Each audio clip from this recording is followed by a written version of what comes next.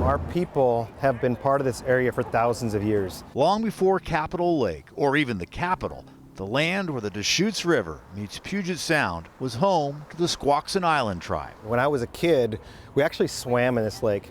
I wouldn't even let my dog be in this lake now. The tribe's chairman, Chris Peters, helped convince the state to restore this area to an estuary. This is sacred to us, and it was destroyed so that we can create a mirror pond for our politicians to look at. Nearly 75 years ago, the state put in a dam to control the flow of water, forming a lake.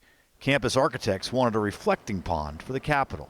In the decades since, the water has become polluted. It wasn't safe to swim or boat here anymore. Invasive species moved in. Removing the dam, restoring the natural tidal flows is expected to help salmon, orca, and reduce the flood risks in downtown Olympia.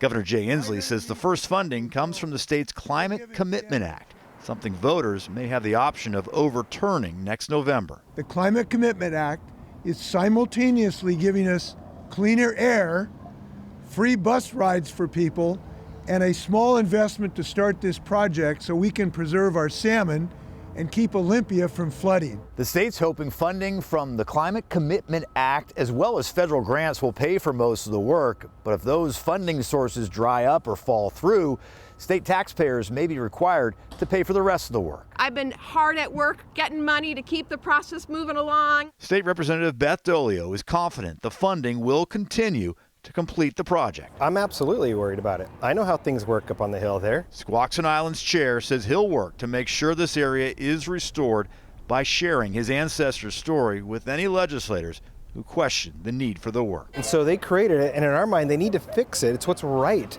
It's expensive, no doubt about it.